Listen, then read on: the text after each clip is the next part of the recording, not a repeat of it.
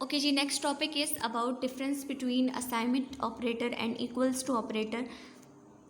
Assignment operator हम पहले भी पढ़ चुके हैं, जो कि ऑपरेटर इक्वल्स टू होता है, जिसमें आप सिंगल इक्वल टू का साइन डालते हैं, सिंगल इक्वल टू का ऑपरेटर डालते हैं, जो वेरिएबल्स को वैल्यूज असाइन करने के लिए यूज़ किया जाता है. The assignment operator equal to is use to assign a value to a variable. किसी भी वेरिएबल को हमने जब वैल्यू असाइन करनी होती है वो use assignment operator, that is equal to. और द इक्वल टू ऑपरेटर्स जिसमें आप डबल इक्वल्स डालते हैं is use to compare two values of same data type. जब हम दो वैल्यूज़ को जो कि सेम डाटा टाइप की होती हैं, हम उनका कंपैरिजन करते हैं, उनको कंपेयर करते हैं, तो तब हम क्या यूज़ करते हैं, जो एग्जैक्टली इक्वल्स टू, मतलब इक्वल्स टू का साइन. ठीक है. For example a equals to 5. अब ये यहाँ पे असाइनमेंट ऑपरेटर यूज़ हो रहा है, मीन्स के 5 जो वैल्यू है वो ए को असाइन हो रही है. सी इक्वल्स टू बी, बी की जो भी वैल्यू होगी वो सी को असाइन हो जाएगी. Clear. And z equals to x plus y. तो एक्स प्लस वाई एक्सप्रेशन को जब आप सॉल्व करेंगे, let's suppose z equals to x plus y, here x will be 5 and y will be 4. तो z equals to 9. It's mean कि ये 9 जो है वो z को मिल रहा है, z को वैल्यू साइन हो रही है of x plus y, that is 9.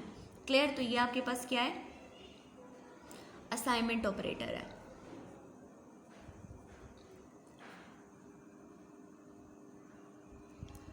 In the above statements, variable a is assigned the value 5, c is assigned the value that is stored in b, and z is assigned the sum of values stored in variable x and y. Now the relational operator, basically जो equals to operator है वो कौन सा operator है, relational operator, is used to build a condition based on which computer to perform some action. अब relational operator है exactly equals to, जिसको आप बोलते हैं, जो कि किसी कंडीशन के काम आता है. जब आपके पास कोई कंडीशन आ जाती है, आप कोई कंडीशन बनाना चाहते हो of equality, then we will use equals to operator. For example a exactly equals to, इसको रीड किया जाता है 1, and c is exactly equals to A plus b. अब ए एग्जैक्टली इक्वल्स टू 1 मतलब कि ए में कोई भी आपके पास वैल्यू आ जाती है जो कि एक्सेप्ट 1 होगी, then the condition will be false. Except 1 जब आप कोई भी वैल्यू लिखेंगे ए में तो कंडीशन फॉल्स हो जाएगी.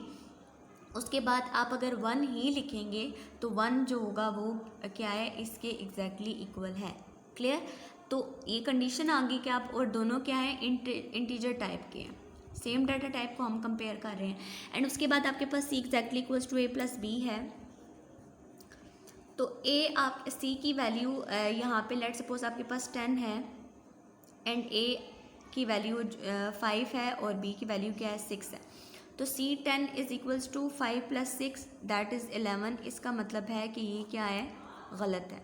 जब आपके पास 10 के अलावा कोई वैल्यू आ जाती है, इनका सम जब आपके पास एक्सेप्ट 10 आएगा, then the condition will be false.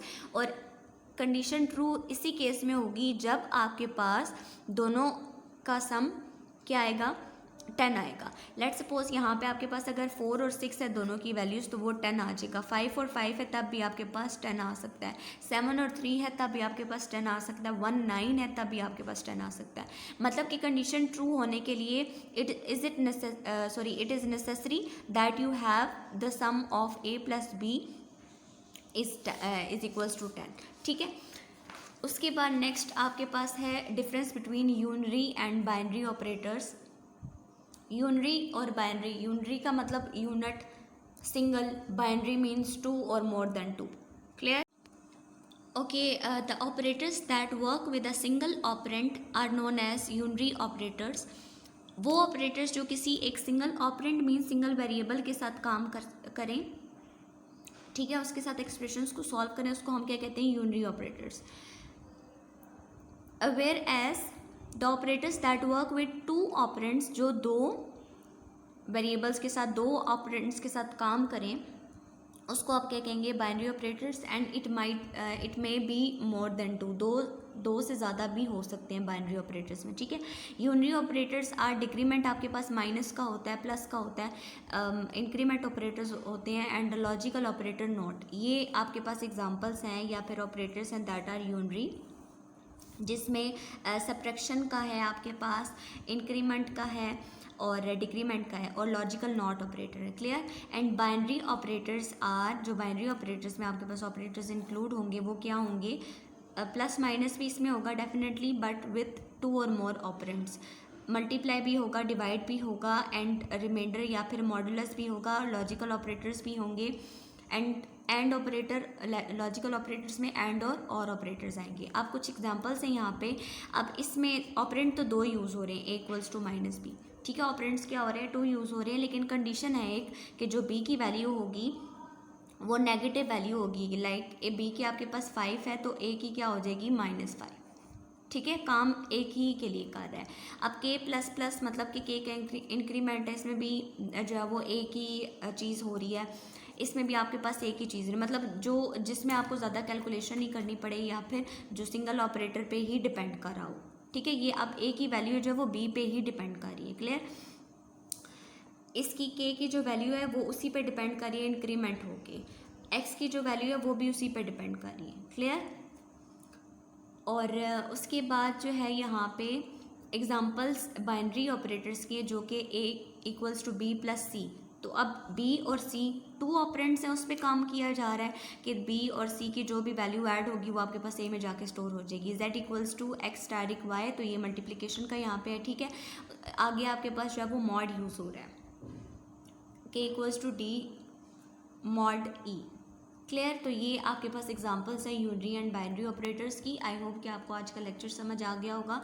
So you have to prepare this, आपको ये सारे टॉपिक्स प्रिपेयर करने होंगे और प्रैक्टिस भी करनी होगी इसकी।